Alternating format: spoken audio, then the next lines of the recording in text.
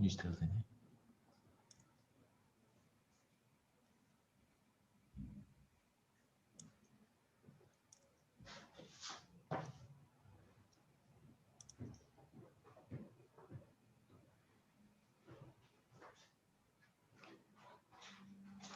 And we are live.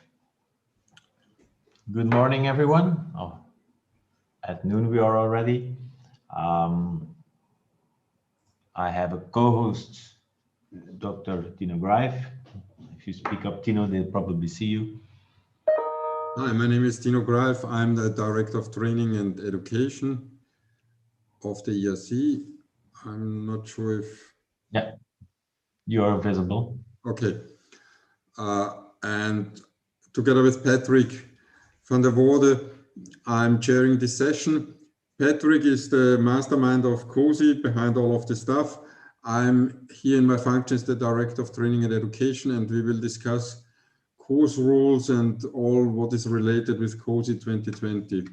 You have the possibility to ask questions via Slido, so use this.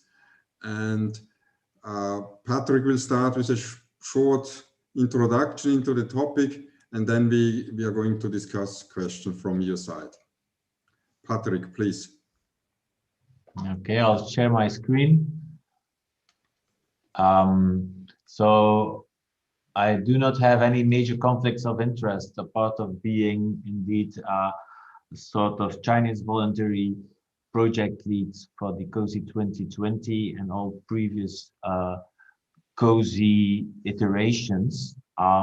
We've been trying in the past years to gradually improve the platform in view of user experience and also in view of the transition we are making as a society and as a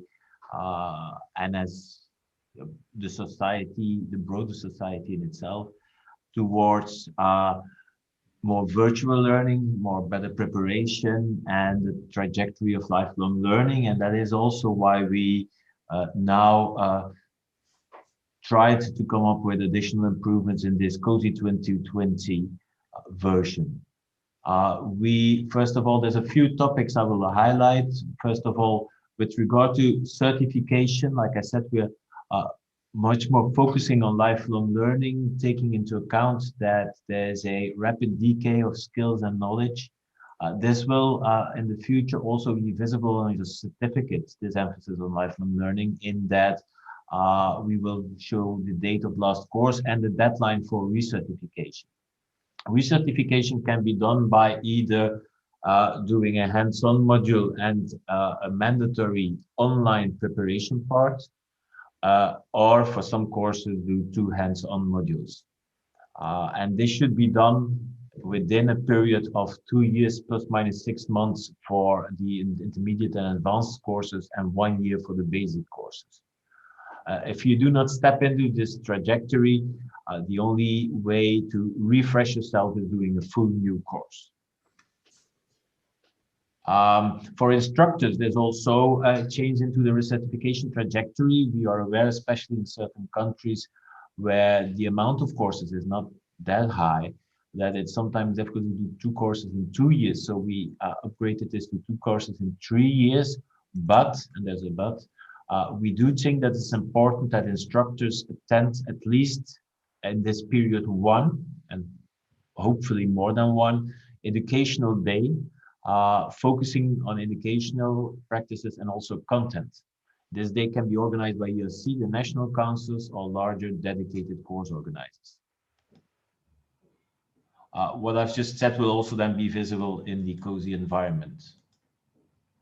For basic life support, we not only have adult basic life support courses, but we are rolling out pediatric basic courses now larger than in some countries, trying to aim for all countries. This means that our instructor course needs to become much more generic, able to be attended either by the pediatric track or by the adult BLS track. It's obvious, of course, if you want to do a BLS or a PBLS and you are coming from the other course type, then you will need to do additional skill training before becoming an instructor in that course type. We do no longer support course directors within the basic courses as a certificate, but keep the role of a lead instructor who coordinates and supervises the course. As for learning materials, you know, and a lot of you are attending this Congress maybe to get a first insight in the new guidelines. We will have new guidelines, and this also means new teaching materials. These teaching materials will still be manuals in PDF of paper, but the emphasis and the focus will be on the virtual learning environment. The PDF manual will only contain the core with linkage to this virtual learning environment, but we expect and we hope that people much more prepare online, having then availability for video and all other sorts of learning approaches. And we also emphasize, except maybe for the basic courses, that there should be at least online the mandatory pre-course test. And this sort of shapes you will then get. We are aware that learning is difficult if you do not master the language. We did not do a very good job in 2015 of rapidly translating. This is an endeavor and a difficult thing because in Europe, instead of, for instance, other countries, other societies like in America, we do have many languages, and it's a big task to translate this all, but we have a plan and we will try to, at least within the first 3-6 months, have the learning environment and all materials translated in as much languages as possible. This is a commitment. National councils will get a landing page on Cosy, so that every user will have access to info about the National Council, but also who are the national course directors. And the national councils themselves will be able to manage this in their own dashboard. For instance, like this. If that is not enough, we adjusted the course calendar so that you now also have map views and can see where courses are happening on a map. We also allowed users to upload documents and improve at that way communication with the administration of ERC. And what we already did for course organizers is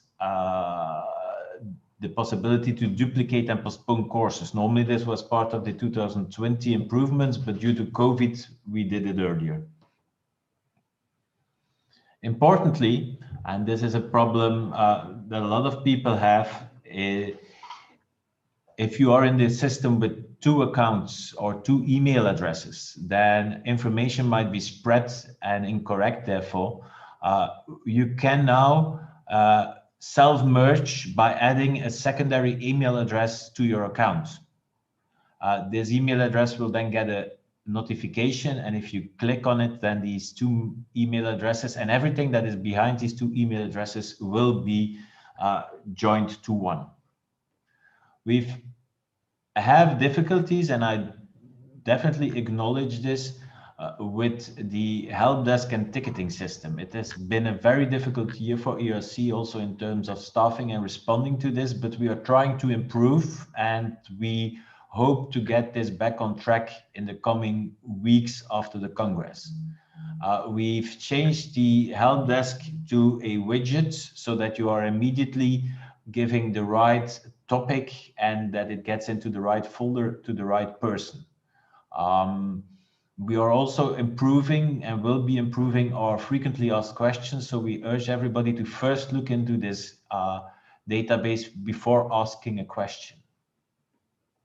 And then finally, ERC has not increased its seat price in many years, despite the increased value proposition and cost of living. We always had a COLA factor, meaning a cost of living adjustment per country in place, and this remains. But the seat price, which is what ERC asks for every participant, in view of the certification, the learning materials, and the platform is a little bit increased in price, not that much, but to be in line with the current value proposition. Normally spoken, this would have gone live just before and then just after the Congress, but acknowledging the complexity of it all in terms of communication with everybody, we thought this was important to first have this session and then give time for people to integrate and react. So eventually, Cosy 2020 will go live on the 1st of 2021. And thus maybe it should be Cosy 2021. There you go. Sending you all a virtual hug. And stopping the screen share. So thanks, Patrick, for this very short and brief overview of changes and ideas behind this. I see in Slido a lot of questions are coming in, and we need to start to sort this out. And we try to answer all of them. First of all, and this is maybe one of the major changes, and a lot of questions are going into this, the change in BLS course director was deleted, so we don't want to have a course director for basic life support, but the lead instructor came in, and there's a huge questions, and people are worried what is going on. And I also have to consider that maybe the communication about all these changes was a little bit delayed, or not the best, or however we can say this. The idea behind of all this statement from my side is that we want to teach as much as possible people basic life support in Europe or wherever the ERC is reaching, which means with one slogan, every citizen should know basic life support. And then we need, if you are really aiming to this, we need a lot of teaching. And for many years, we see our structure of courses is in one way a barrier to reach this. And we had a trajectory of how to become from an instructor course director, and it was not easy to get to this aim. And this was the decision behind all this discussion, to make it easier to teach basic life support. And we are fully aware that we might go down with quality for everybody, means every citizen, but reaching a lot of people. For some specific areas, in very specific, for example, if you are talking about an ICU and they want to do a special BLS, that's something different. But in general, it should be easier to teach and disseminate basic life support. We know that we have to look at quality, and therefore, if there are formal courses, then somebody has to take care about quality management.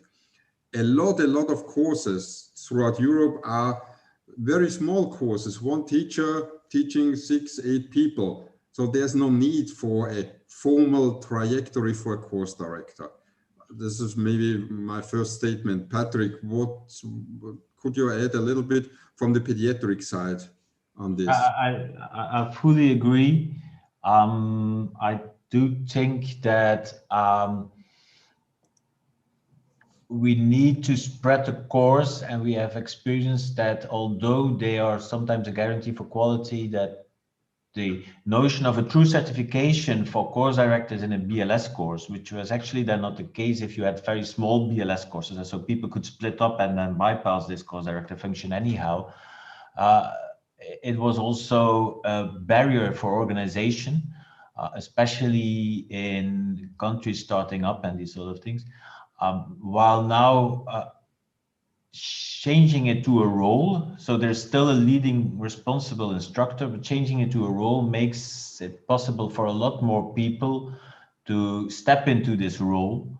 And of course, it's still the responsibility of the course organizer and of National Council to keep quality control on the whole system. But we now say a leading instructor can be anybody who has done a number of courses as a full instructor, and we drop the full actually as an instructor. Is a way of broadening the system and opening up the system. Okay, there's a question about expiring certificates because of COVID. There was the decision to prolong whatever certificate for another year because of COVID. So nobody has to, there's no fear my certificate will end because I could not teach a course because there was a shutdown and we didn't have courses over 6 or 8 months. This is not a problem. If this is a problem for single persons, they can contact the office and then we can sort this out. But generally, every certificate was prolonged for another year. So this is sorted out. Maybe I can add something that I might not have emphasized enough during my short presentation. The idea is that in the future certificates, there will no longer be a expiration date on the certificate. We will have a date of the last course combined with a deadline for recertification within the ERC trajectory. But we are aware that for some countries, the standard previous 3 years or 1 year for BLS is not enough, and that some people would, and very arbitrary, and some people would need a 1 year recertification anyhow for their context, and other people will never do a recertification. So we decided to focus on the date of the last course so that you're always clear how long it was ago that you were trained. And then the strict guidance upon our current recertification trajectory, which can in the future maybe change, and also which national councils can shorten. They cannot prolong, but they can shorten. There you go. Good. So question about the ERC Course Director Day. During the last conference last year, we had a Course Director Day and we asked people afterwards, would you like to have this combined Course Director Day with the conference? And in the majority of the National Resuscitation Council answered they want to have this separated, because we realized that if the Course Director Day is together with the conference, not that much people came, and these were people who attended anyway the conference. We decided to have a separate Course Director Day. But then 2020, COVID came in between and we could not do it. Essentially, we could not do it during the time when we planned to have a Course Director Day, late spring, early summer. And now we have this virtual conference. What we really plan, so this year, to make it very clear, there is no ERC Course Director Day. We have these sessions to talk with all of you, to sort out problems, but there's no specific other day. And another reason behind this is also the financial situation of the ERC. You have to figure out that over all this time when the shutdown was there was no income for the ERC. And the Course Director Day, as we organized the last years, was rather a certain part of money was spent on this. For next year, definitively we plan a Course Director Day. But I cannot say now it will be on this day in March or May or June. This depends a lot of the development of the second wave of the pandemic. In my view, and this is very out in the blue, I see a come together earliest after summer next year, earliest. And this is very uncertain. If something is really happened and we cannot do a face-to-face meeting, we will organize a Course Director Day and maybe an International Instructor Day in the same way as we are doing this conference. This conference is the first time where we tried out And in my view, it works quite well. But this will be seen, I would say next year in spring, we can find a decision when to do the next ERC Course Director Day. On the local level, in your National Resuscitation Council, you could start doing educator days, course director days, coming together on the virtual platform. This should be possible. So this would be the answer to some of these questions about course director days and the reason why we didn't have one this year. This was essentially also one effect of the pandemic. Okay, Patrick, there's something about virtual learning environment. If National Resuscitation Council can make changes on the VLE for... Yeah, I see the question. This is in a way a difficult one, because I do acknowledge that there should be flexibility within the system in terms of what is in content.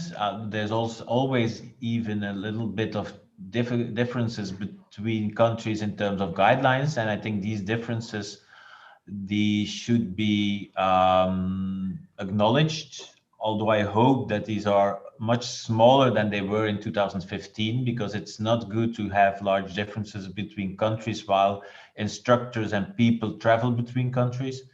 But there you go. As for learning materials, of course, the more flexibility, the higher the complexity once you start to change or adopt parts of it. Also, there should always be a sort of a central control that there's no drift, and that we do not end up with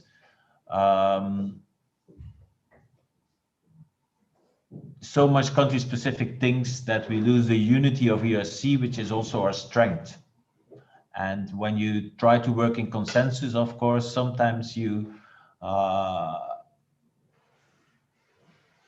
lose a bit of flexibility, but it's a strength to be in consensus, I think.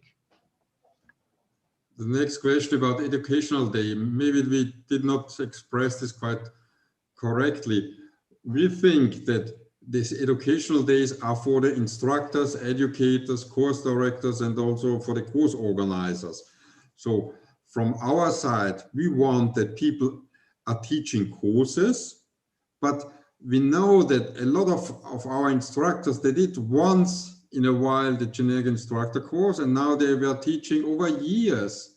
And there's little input on what's going on. And I think it's needed also to keep the competences of all our instructors, course directors on a high level, to have educational input, including organizational or whatever. So for example, there's a guideline change, you need to communicate, to transmit what's new in the guidelines. And this is meant by the ERC, National Resuscitation Council Educator Days. Mm-hmm. To address the general public, I would say this goes with the restart of the heart day. So this is more the general public or whatever National Resuscitation Councils are doing. We mean by educator, instructor days, faculty development, in one word. Mm-hmm. I think to add to that, it's about educational practices. It's also about knowledge and skills updating, and especially, for instance, in the coming guideline year, this could already be an opportunity for the first educational day. You will be able, as a national council, to manage that within Cosy, so that people immediately have it on their personal trajectory.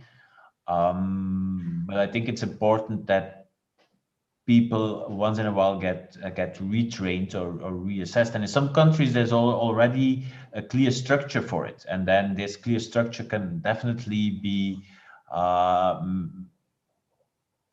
coordinated with Cosy, so that you do not have to do additional things. But for some countries this is a new endeavor, but I think a very important, and is also if you talk about the quality control, for instance, of BLS, this is probably a far stronger quality control than the one that was the course director, in my opinion. Okay, the other question, how long can you be a course director if you're out of clinical practice? So I knew, for example, when I was taught by Peter Basket, he was out of medical practice quite long, but he did quite good courses. We have a recertification program, and it's in the course rules. So also course directors have to do a site visit from other people, and this has to be done every 6 years. And as long as a course director is granted as a valid course director, so he can teach what is currently actually, the content is correct, the behavior all is fine. There's no reason to say somebody has to step off, even he retired for a couple of years. Therefore, we implemented this recertification program for all our teaching staff, instructors, course directors, and educators. So this should, yeah, more I don't have to say for this. Mm-hmm. The idea of a virtual online course director day is a nice one. This is a huge organization. My vision would be that the ERC started with COVID with a series of webinars, which were very successful in my eyes. And I launched this again, maybe in this public. I would like to see that the ERC and also the National Resuscitation Councils have nowadays some webinars, and if you have this every second month for an hour or 90 minutes, and then we can address course instructor agendas, course organizers, whatever it is. So thanks, Timo de Raad, for this, and I will take this up, and this will come back to the Development Committee Education, and definitively we have to start again with some of these webinars and addressing exactly these points you mentioned for the national course directors, but also for the instructors. So why not having a 90-minute on the new guidelines for the instructors? Okay. You know, I've made a quick poll. Yeah. It's yeah, maybe not the perfect poll, but I needed to invent it at the moment. But just to see whether or not there should be a webinar or something for all course directors, only the national course directors, or there's no added need since we have done it now. Mm-hmm. Just to see what the response is. I'll give it in a minute. We can go on in the meantime. And the same we can do also for instructors. So. Yeah. Okay, what other questions do we have? Questions is here, yeah. The ERC recertification trajectory. Yeah. It's I can do that. Okay. It's obviously also for us. It's still a starting thing. We are learning by the minutes. There's also a bit of a difference between the different course types, as for instance in immediate and advanced life support. They have a clear plan about this, the adult immediate and advanced life support, in that you really have to do a hands-on module every 2 years, and the program for that module is put forward by the Science and Educational Committee. You have to do an online part, which for the current period would be the COVID e-learning, or you can do 2 hands-on modules, 1 every year. And then after 2 years, you're immediately recertified for a subsequent period. This is not yet organized for the pediatric, and currently I think recertification in the pediatric trajectory will mostly be doing the full course again. But we are trying to develop, and that's the same for the neonatal course.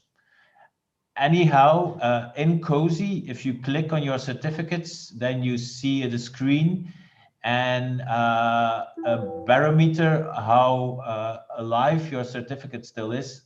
And if you click on how to keep my certificate alive, then you get the explanation what you need to do to recertify. There is a question from in our chat from Spain. They want to unify BLS courses with national or regional council ideas. First of all, nowadays BLS includes the use of an AD. So there is no BLS teaching without AD. So there's no specifically AD teaching. This is one course. The ERC course was reduced to a 2-hour course, and because we want to have as much as possible in short time people taught.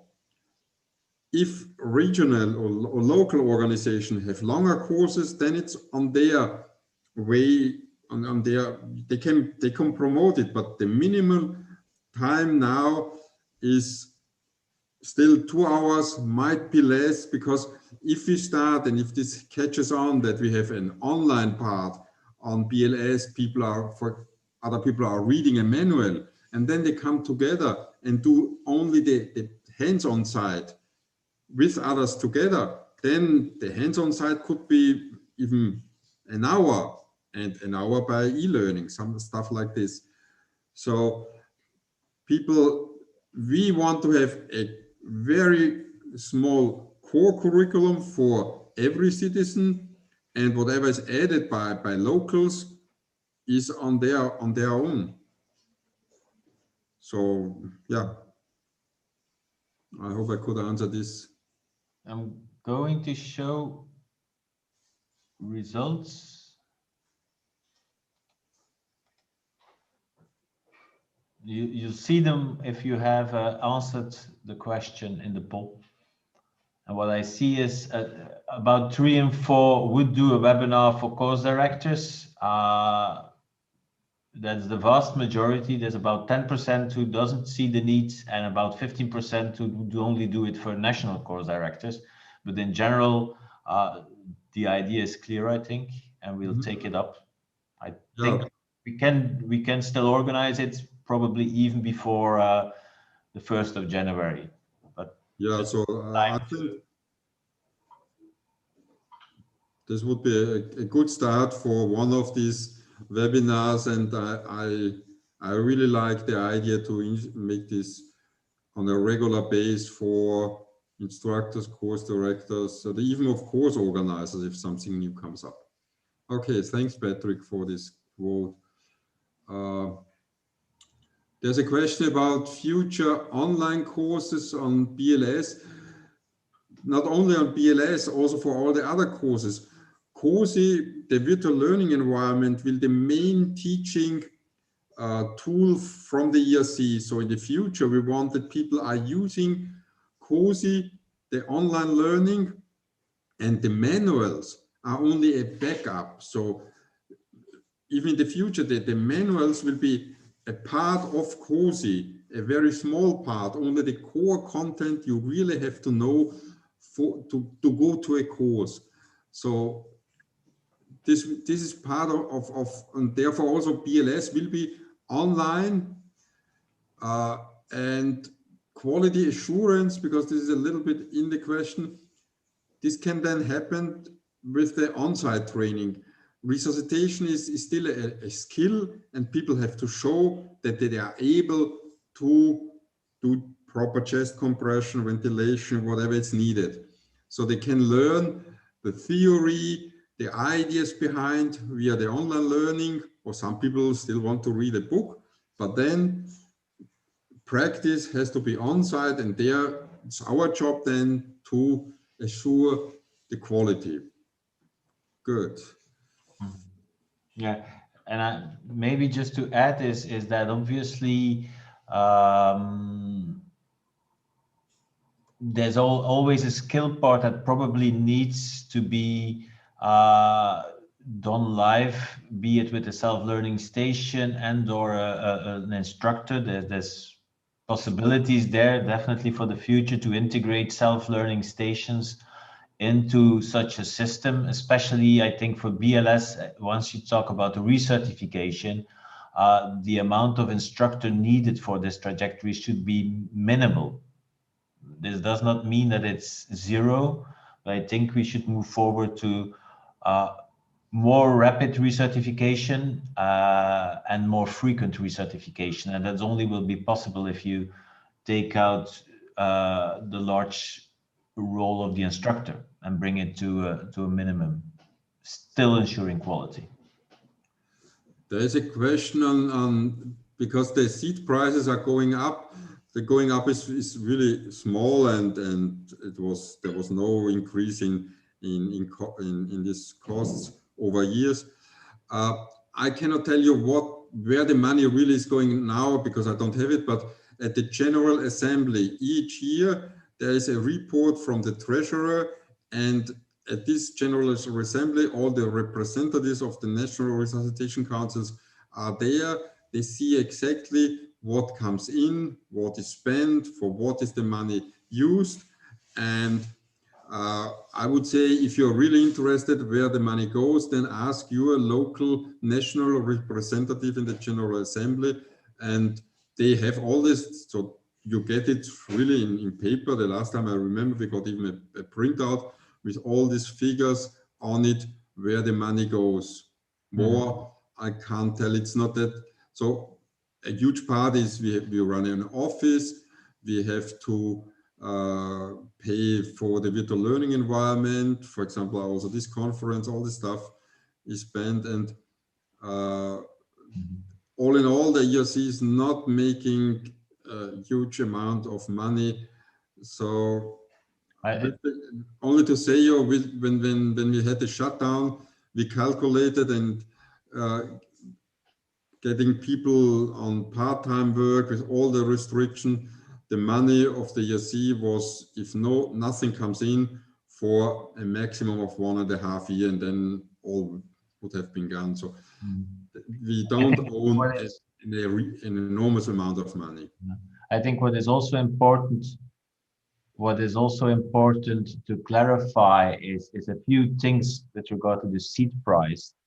Is that so at least 40% of that price does not go to ERC but to the National Council, and this is also a support for the National Council to survive. So it's a half-half thing almost. Secondly, there is of course there hasn't been a increase in price in the last 10 years. So money is different now than it was 10 years ago. And we did a big investment in making this Cosy platform and the virtual learning. And we hope to invest even more in the future. We expect to invest even more in the future as virtual learning will become more and more important. You also have to see, and I think it's important that people are aware of this, that even for advanced courses, with all the materials we develop and translate and provide, the seed price is 60 euros. If your COLA factor is 1, which is not the case in every country, then a lot of the cost for the participant is not that 60 euros. So I think that is a very fair price. Okay, there's a question from, do you become a lead instructor automatically after 4 courses? I don't think this is something automatically. It's you have to apply, because people have to say, I want to have this role, because it doesn't make sense to promote everybody to a lead instructor or course director only because they did 4 courses. Somebody has to say, I want to become an advanced life support course director, and then people can look how are the competences, and it's the same with the BLS lead instructor. So people should apply to get another position. I think it's important to understand. I think it's important to understand that this is a role. So everybody who has been an instructor in 4 courses can take up this role, but it's obviously up to the course organizer to see whether or not a person is assigned to this role. So it's not that, because it's no longer a certificate, it's not that something that is on your Cosy page as a certificate. It's not like I've done 4 courses, now, so now I'm a lead instructor. It's much more so that you can get this role assigned if the course organizer thinks you are ready to do so, in a way, and he or she is has a responsibility in terms of quality control. A question about restarting courses during the pandemic. There was a proposal to have shorter courses, ILS 1 half day, advanced life 1 day with a lot of e-learning. There is a proposal for a program and improved e-learning. It's not clear what. So we started courses, but essentially we did 2-day courses as usually. What we did with in Bern with a 1-day ALS course, it was essentially a 2-day course, because all the workshops and lectures and all this stuff was done via webinars. So we had essentially 5 webinars over 2 weeks, about 90 minutes. So there were the special circumstances, algorithms, and EKG, and then blood gas analysis. You can do all in a webinar. And we did a 1-day scenario, and exam at the end. People liked it. I cannot tell you if this improved learning. The content on Cosy did not change, so this was made up. Yeah. Other people in other countries, in Spain, they are doing not webinars, they have forums where they discuss stuff, and they've also a reduced course program.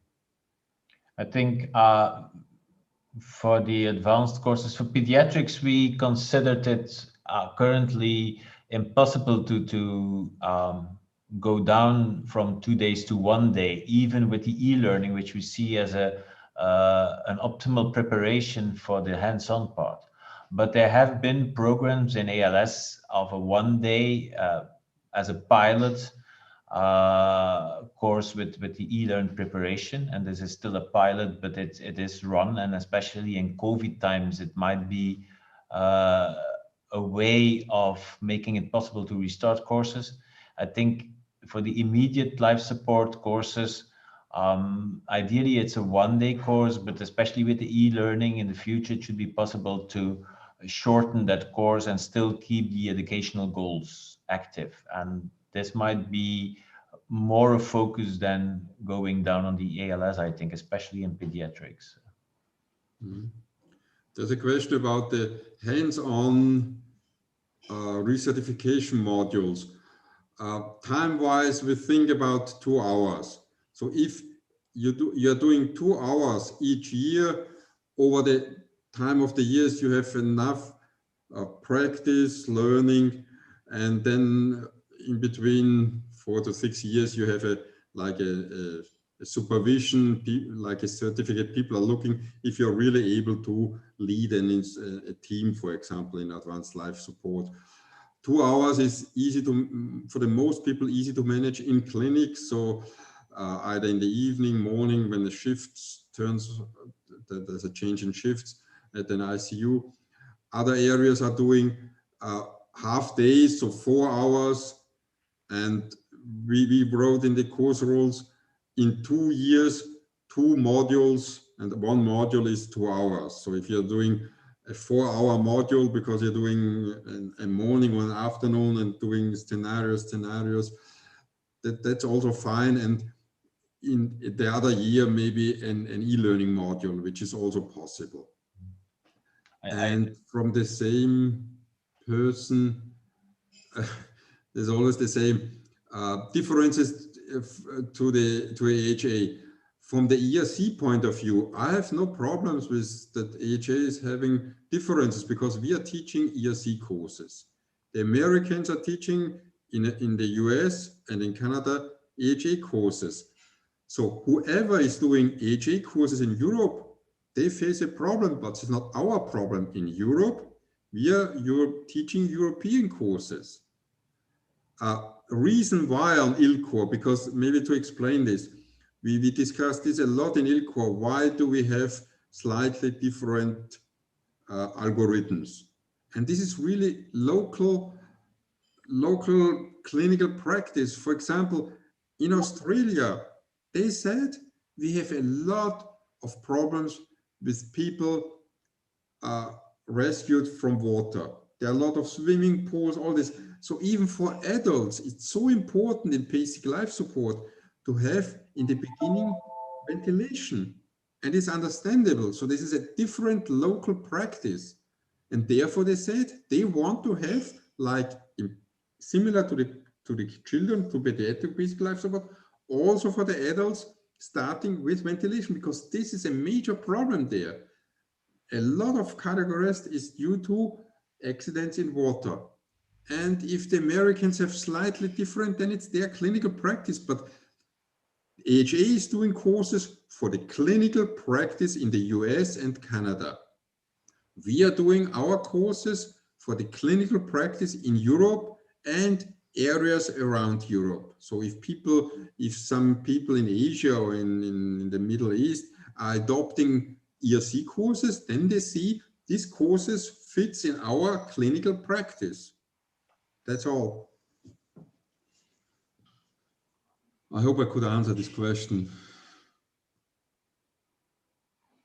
Maybe just, maybe just to add to your the previous one about timings, and I also see a question of Walter about timings in the BLS.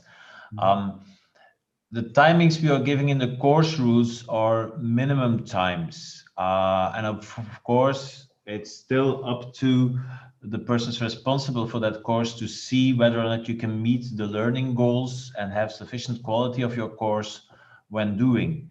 And if you need more hours in your, that is definitely possible. We just think that in view of much more, especially in BLS, spreading the word and get people doing and recertifying at a much faster pace, not once in a lifetime, that you need to have shorter courses, or at least the possibility of shorter courses. Also, of course, you can lengthen, but you should be wary of lengthening too much and then repeat yourself. Then you probably go beyond the learning goals of this type of courses. Question about languages in the VLE and manuals. There we are very open. So our aim from the ERC is to have all these translations within the next 3 to 6 months for the major languages. And this depends a lot in the collaboration with the National Resuscitation Councils. So if somebody is aware that a specific language is not on the VLE or there are no manuals and there are local people, a local National Resuscitation Council, please approach the ERC, very easy, and we are going to translate this. We want that all these materials is for the people, and we know that English maybe is like now a general language where we all struggle to use it, but for basic life support, but even for advanced life support, teaching material in the local language is a must. So please approach us and we will find a way to make this translation. But this depends really on a collaboration with local resuscitation council. We need people for this translation process. That's all. And we can do this. So my aim as the Director of Training Education is I want to have half a year after we start with the process, everything in all the languages. There's no reason why we don't have this. Good. Then another question about an education day. We will start definitely with some webinars, and as soon as possible, we can, if maybe next year we can do a face-to-face education day, education come together. If this is not possible next year, we will continue with some events like this conference, maybe shorter, half a day, or distributed over every month a webinar addressing different topics. Mhm. The principal idea, of course, is that this is run at the national level, as it also makes it possible to be run then in your own language.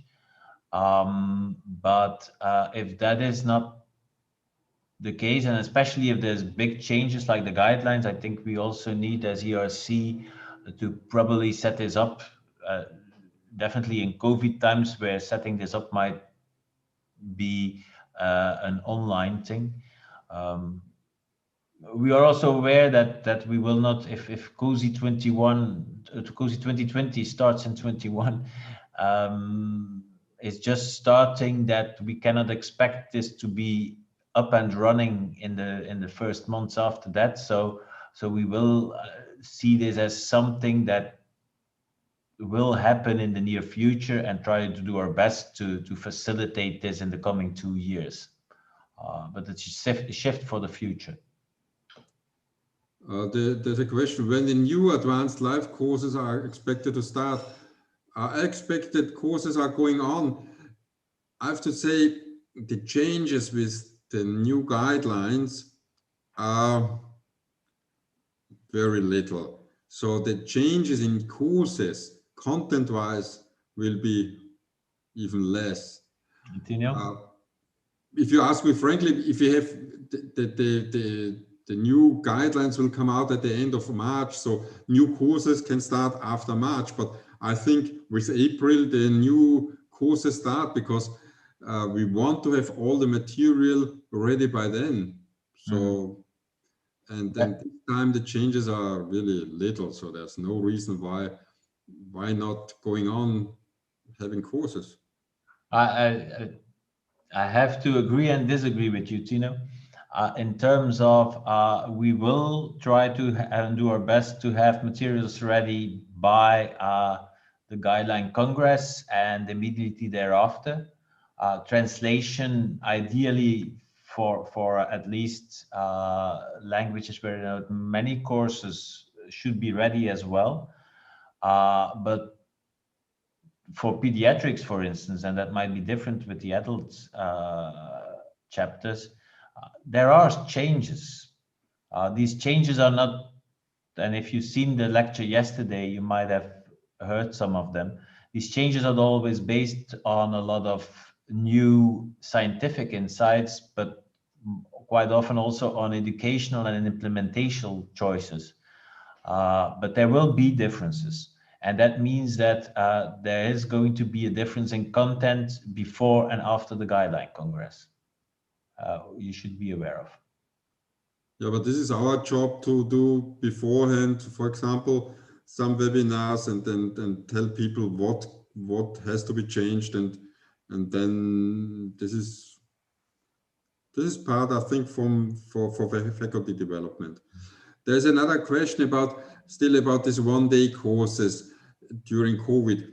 I would say, and there is no program for a one-day course, because this is still a 2-day course, but you can reduce the on-site training to 1 day and having all the other stuff via a webinar e-learning part. So it's on your side to think what is possible in my institution.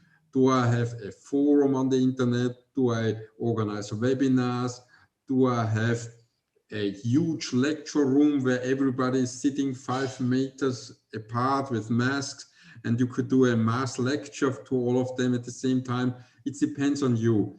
Essentially, we don't want to go down with the time. So it's a 2-day course, but the delivery of the on-site training, when people come together, and these people coming together for an advanced life support, they have masks, eye protection, gloves, and gurneys where they are working. So they are working in an environment like with a COVID patient to train. And then this is important because then we train them. We train them as they are then working in their environment. So this might be the difference why there's no specific 1-day ALS course, because we don't have a 1-day ALS course. It's a 1-day on-site training. I hope I could clarify this a little bit. Yeah, I think it's also important because it is specifically for ALS, and it's specifically still also in the context of piloting. I think if you really consider this, you should probably also contact the science and educational community ALS to see if there are draft programs of such a pilot, and liaise with them about this specifically. There is a question for pediatric basic life support and formal assessment, Patrick. Yeah, I see the question. Now it's not only for pediatric basic life support in a way, it's more an educational choice for all BLS courses, or even for all courses that do not have a formal assessment at the end, which I think ILS does not as well. Normally spoken, if you have continuous assessment, then if you have a faculty that has sufficient credibility, then this continuous assessment should be enough to evaluate whether or not a candidate met the course requirements. I do not think at that stage that adding a formal assessment is necessary, or even a good step to reinforce for a candidate that he did not meet the requirements. It feels like a bit of a, because if you do not do that formal assessment for every candidate, then it's a sort of self-fulfilling prophecy in a way already. Whether or not there's room, especially if you try to make these courses shorter enough, whether or not there's room for formal assessment in a BLS course, I would probably say no.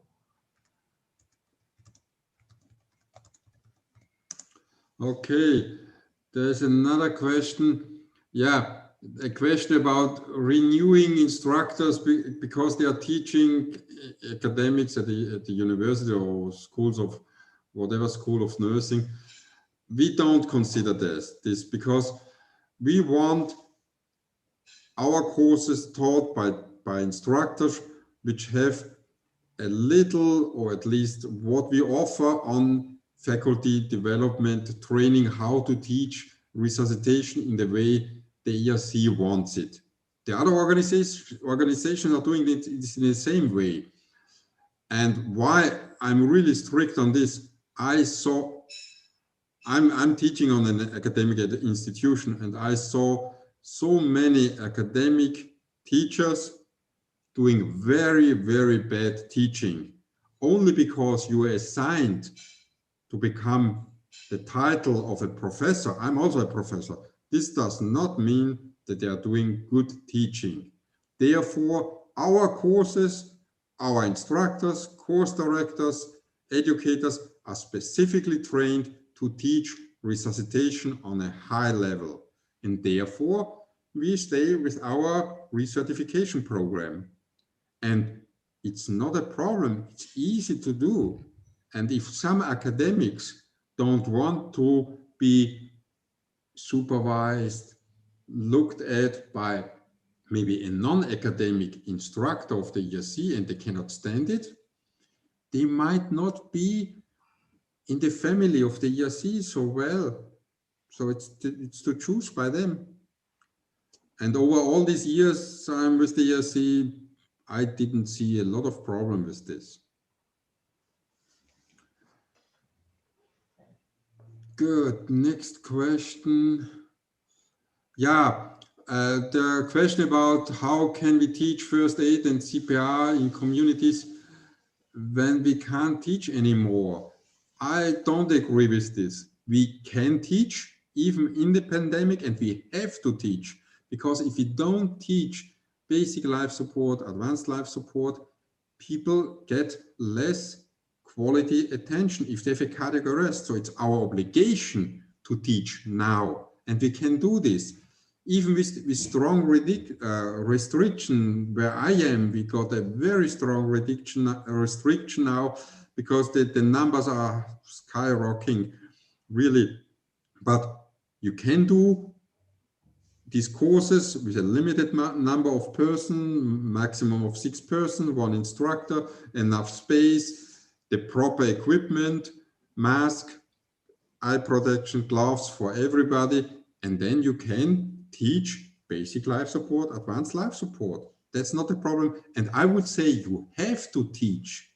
Everybody of you, everybody of the ERC has to start again tomorrow or on Monday teaching your courses. There's no reason why not teaching courses.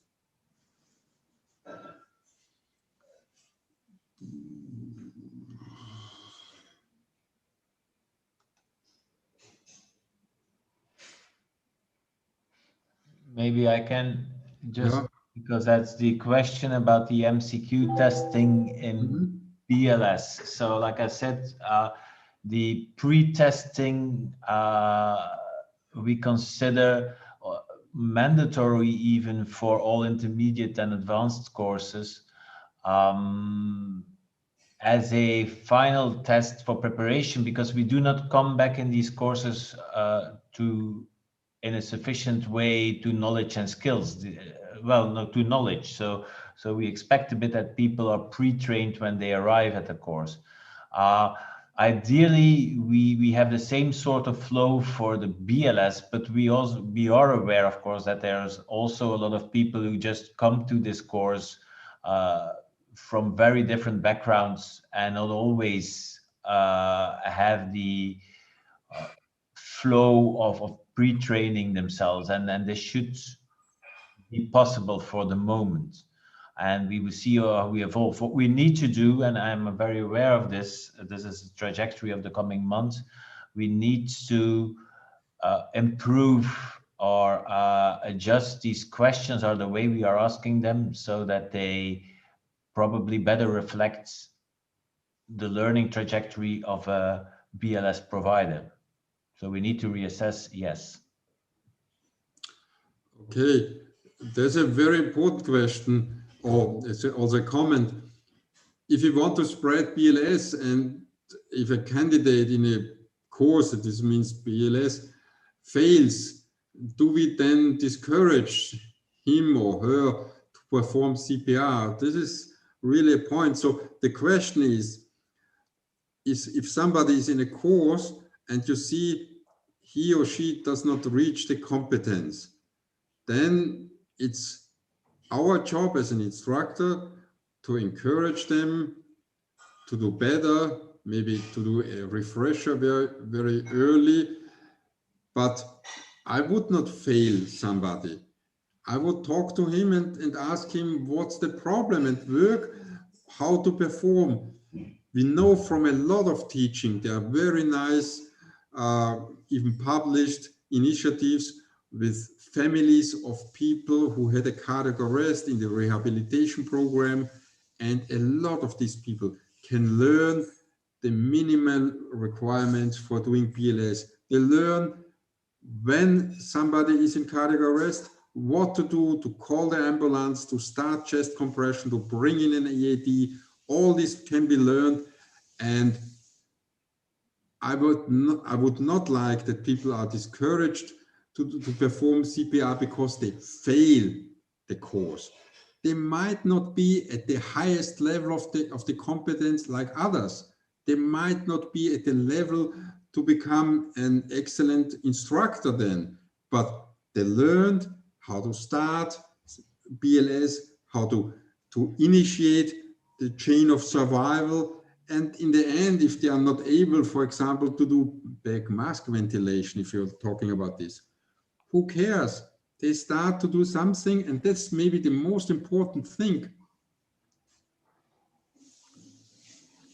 Yeah, I completely agree in that for BLS, knowing that we actually can already train children below 12 years to do so, we should not fail participants, but they might need extra training.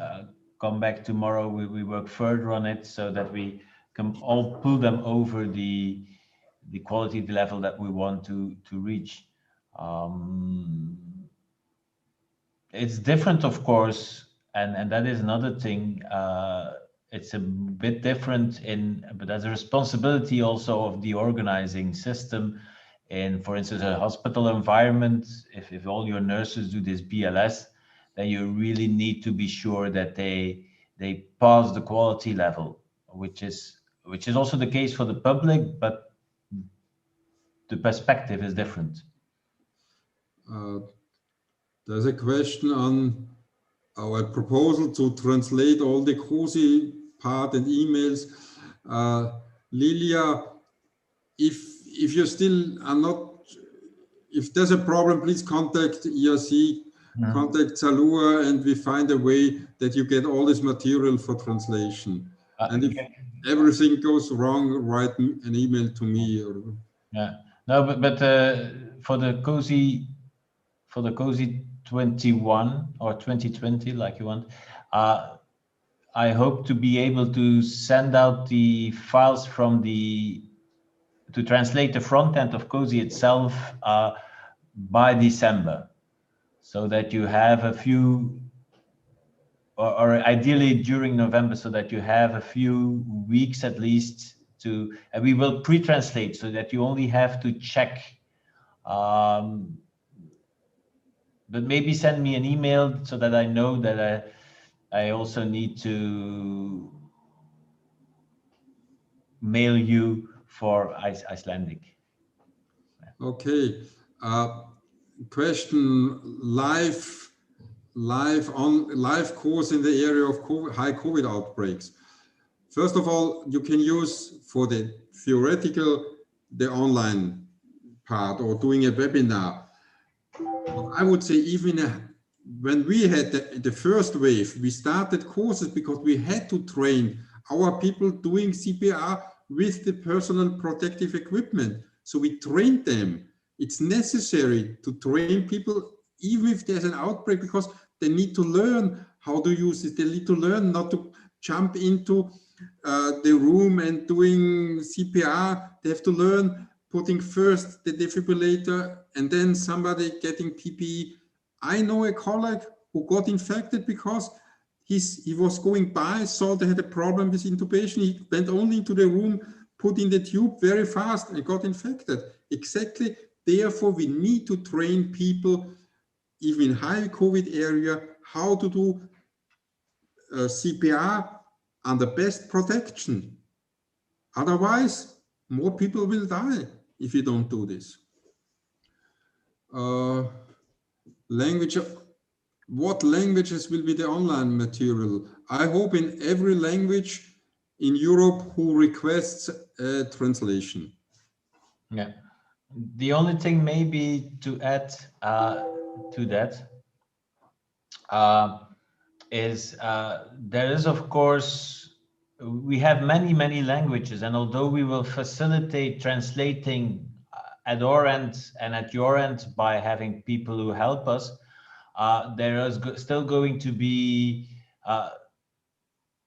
the time needed to make each course and each manual then in its layouted form, which means that we will not be able to do 30 languages at the same time. So, but gradually and in a fast forward process, the end of it should be that in a few months' time we have every language, but we will not be able to do them all at once. That is just the reality of the amount of people working on it. A very important question about teaching material for school children, BLS. Definitively, there are tons of initiatives throughout Europe coming up with specific material to teach school children. This is still a huge project, which I wanted to do this year, and I have to say, sorry, this COVID came really in between, to start to collect this data, to create a place on the virtual learning environment or wherever where people can upload their local material. Most of this material is already done in the local languages, but I think it's important that people can see what others were doing. This was successful, this is a good idea, take it, talk to people and start to translate. Sorry, this really is something for, yeah, when we have done now the new guidelines, the new teaching material, then we can go into specifics on teaching school children. On publication wise, there came out quite a lot. There are publications on that we can teach the children, rules for this, how to teach the teachers for these children, because they are teachers, they know how to teach, they need to know the specifics on resuscitation. And we also did a publication because people are talking about a lot about school children, and this was, I was behind also this, don't forget all this higher education, all these nursing schools, all these universities teaching medical students, and also all the other students. If you're looking around Europe, this is very poorly taught at universities and all the healthcare professions, for all from physiotherapy, nursing, whatever professions. We also need to focus that our professionals in healthcare profession get proper CPR training. What's the next?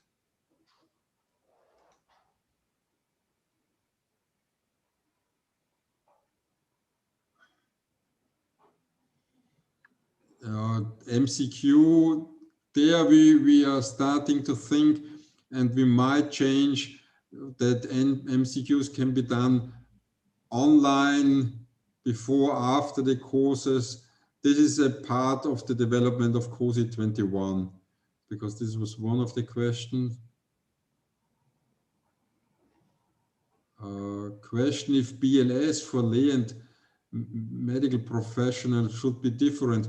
Basic life support, in my view, is the same for everybody. This is chest compression, EAD, and if ever possible, ventilation. For healthcare providers, I would strongly suggest, if you want to do more, then you go for intermediate life support. Then you really can modify this, you can bring more specific material for these healthcare providers, because the intermediate life support courses for children and adults, they are aiming to cover the first minutes of a cardiac arrest. This is a little bit more than simply basic life support. Basic life support is the bridge till the professional rescuers are there, and healthcare providers for me are professionals, and they should do at least intermediate life support. Maybe to add to this and also respond to some questions from Jacques. ESC needs, and we are very much aware, and this has to be in cooperation with the Science and Education Committee, BLS, but a lot of other people, so that it's far broader. We need to really think about our future strategy of training basic life support to different groups and people from the age of 8 years old or even earlier to the age of 99 or even older. And from the really untrained person who will only do it never or once in their lives with dispatcher assistance to the not necessarily medical, but the more professional person, like a rescuer or whatever, who might need additional skills. And I think we need to focus on the additional skills. And to the nurses in a hospital, which might very much differ from the nurses in a ALS team or pre-hospital, etc., etc. And so we need to adapt our tactics to certain groups, taking into account, which is very important, that we make it much more accessible, much more repeatable, with shorter intervals, and that needs a paradigm shift. Now, there's a lot of worry about the quality of our teaching and of our educational goals, but of course, there is still a trajectory. What we actually do is we shift our quality control from the provider to the instructor, meaning the instructor courses are still very well described. They still have course directors. People who go to these instructor courses still need to prove their educational capacity, their skills. They have courses as instructor candidate. And on the other hand, we also have a survey after each course, and that's why it becomes important to use the VLE, a survey after each course to focus also on the quality. So there's checks and balances in there, but of course, there's always the possibility that some person will slip through this system and will probably be trained or be training suboptimally. But the gain to win is much larger than this risk, I think. But it's a work we need to do together to bring the BLS training into the next century. Question about, definitively, if this is a problem locally, you should talk to the local authorities who are issuing these rules, that training in CPR, in resuscitation on whatever level it is still needed in times of COVID, because this saves life. I guess even authorities won't stop training of their justice enforcement, police, or other institution of the state, and this would be ridiculous. But you can reduce this to a minimum. So we are doing courses, one instructor, 6 people in a large room, even in times of COVID. So this is possible. This is how are you going to train your hospital personnel on wearing PPE or whatever? How doing a COVID test properly? You need to train people and you need to educate. And that's the same part for the resuscitation. That's not a problem. You have to do this. Another question, minimal requirements for recertification courses. That's right. This has to be done for intermediate and advanced life support course in adults. This is already in the course rules. For the other course types, this has to be formulated. This is correct. What are the minimal requirements for a recertification course?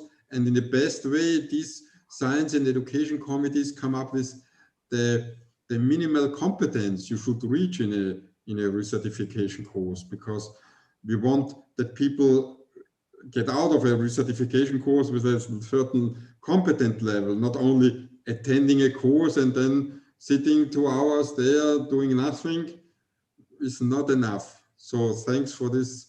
This is an important point. Yeah. I think it is also part of that paradigm shift, in that here too we need to rethink what is necessary and how to reach learning goals we predefine. But I can imagine for recertification of BLS that with self-learn stations and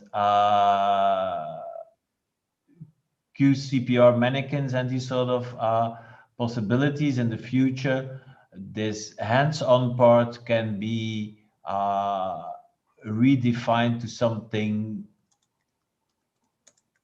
limited, assuring still that the quality of the outcome is good.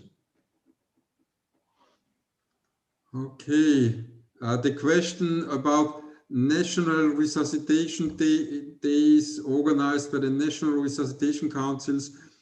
They will count as an update, as faculty development, and I'm pretty sure we can make that this works via Cosy, that if a National Resuscitation Council is doing an instructor day, that this goes into Cosy and is registered as an update for the instructors and course directors. So this, we will do this if it's not already in Cosy 21. Online sessions, that's what I said before with the webinars, that you can take this. We will come up with regular webinars. In my optimistic view is we have monthly webinars, but I know that in the beginning all people will say, no, let's do it every second month, and if it works, we can make more. Financially, this is not an option, but we will come up, and I have to talk to Patrick if we are going to do maybe early December, one of the first webinars. One webinar I could imagine together with the Netherlands Resuscitation Council, because they have a huge BLS teaching program, a lot of BLS courses, and they have a very nice quality management program, because there are some questions where small groups, small teachers with one course every by and then, and they do a very nice quality program to assure that people deliver basic life support on a high level. So this could be, for example, one of the webinars talking really to the people who are doing this, and they've already established. In Denmark, they established now about 2 years ago a very nice introductory to basic life support to activate people. So we will do this. Okay. I have to do an announcement. For some organizational reasons, we like to close these sessions at 1:30, so in about 10 minutes. This means please put on your most important questions on Slido, and Slido works in this way that if somebody says, yes, this question is interesting for me, they are going up, so they are ranked higher, and we are going down the list.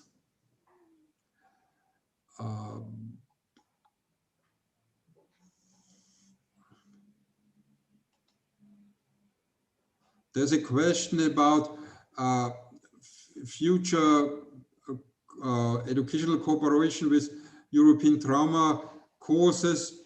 Very open to this. This depends on the collaboration between the two organizations. So from my side, the doors are open. This is only to talk, and maybe I'm very outside of this. What I observe, people can sit together maybe in front of a computer, then the personal confrontation not so much, and sort out problems. So yes, from our side, from the ERC side, in the educational area, very open. We should collaborate, because a lot of people are doing ERC courses and trauma courses at the same time. And we can offer the learning environment and the back end of the learning environment to make an own online preparation part to the course or the manual. We have that facility available, and in cooperation, I'm pretty sure that we can make something very nice and something very useful for training, because I think ETC definitely can also gain from pre-course preparation. So the offer is open, I think. A question about VLE as mandatory. In the future, the VLE will be the main learning tool, but it's hard to say it's mandatory, because there are still a lot of people, they like to read a booklet. and we have to say yes. So if somebody really doesn't want to go on the computer and want to see the VLE, they can work with the manual, and then the manual will tell them, then you have to go and watch this video. There's a sign, and then they have to watch a video on the VLE, but they don't have to read the stuff, they don't have to work. They will do in the future the MCQ on the computer, so the manual will not have the MCQ. So part will be with the VLE, but if somebody really is not into this, we cannot tell people, forget every booklet, you have only an online program. Maybe in 5-10 years, every booklet disappeared and VLEs or e-learning for everybody. But at the moment, we can't say it's mandatory. I think indeed, and you could all, because with COVID, there's been, of course, a steep learning curve for everyone, but you could argue that maybe the time that people do not need the manual anymore has almost arrived. Now, what we do need to acknowledge is that we are working with adult learners, and that we should not be too pushy about what they need to do and what they do not need to do in terms of the preparation. It might be that for some, certain parts of the text are already known knowledge, and they go very fast over it. They can do it in a different order. So the only thing we will make really mandatory and screen is the final test. If people can do this final test in a good way, with less time on the VLE or more time on the VLE, or only parts, that's actually their choice still.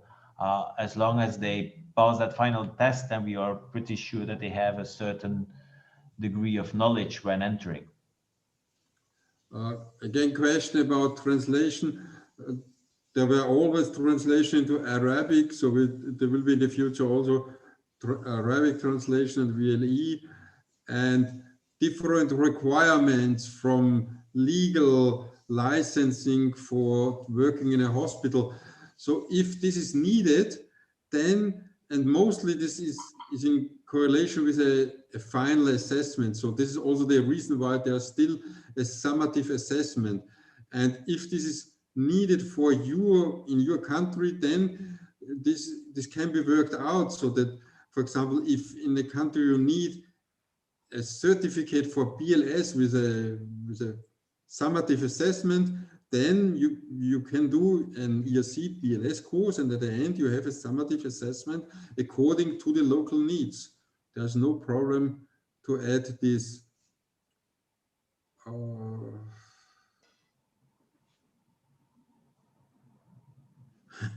The question will be the new tests. Definitively, we need new tests, because the old ones are really now very old, and the questions. So with new guidelines, new MCQs will appear. Good. We have to come to an end. I would say this is not the end of this exchange. Please, if you still have more questions and we cannot answer all these questions, keep doing on, and we will take this on, and this will be part of this continuous faculty development we will establish. Maybe the last question, because it's now really high up there. If you have a lead instructor, what's the difference to the course director? The main difference is course directors for BLS was a certificate with a clear structure, and you had the lead instructor. This is not a certificate. This is a function people take on and they are assigned by the course organizers. And who is organizing courses, they have to take care that they have the proper persons doing and teaching courses. So we don't have a formalized, certified course director. We have people doing the job in an easier, approachable way. I hope this is correct, Patrick. Yeah, it is. And despite a lot of still questions coming in, I would like to start to summarize this session up. This was a good example. 90 minutes, we did cover a lot of questions, and I hope we could clarify some problems, and I'm sure there are new ones. For me, the most important is that we have to establish from the ERC side a continuous way of being in contact with instructors, course directors, organizers. We need to do this exchange on the organizational level, but also on the content level, teaching. And definitively, this is a result for me. We have to do some of these webinars for the different course types before the guidelines are out, to have courses immediately afterwards started. So there's no reason for me why there should be a break in teaching pediatric adult life support or whatever other course format, because new guidelines are out. So we still have a couple of months to prepare all this. Patrick, your last words. I wouldn't be able to say it better. I think this was a very interesting session. I know we live in a complex system because we are many different ones trying to work together, which is always a weakness, but also a strength. Like Timo is saying in his thing, unity is a strength, and I so much believe this, which should not make it not possible that there are local situations that we as a group should acknowledge and try to accommodate, as long as we communicate with each other and as long as we all try to come to a sort of a consensus on the major, the important topics. Then I think we have a very beautiful system we are working in. Thank you very much for the session on my behalf as well. And then we'll see each other in a future session, surely. I would like also to thank Francesca Mona, who is behind all of this, doing the technique and nice job with the questions. And I would also like to thank the ERC staff and making all this possible, and specifically Patrick, to you, because you worked a lot to make this conference in this very successful way. So thank you, and a big applause to you. And to all. Bye-bye. Bye.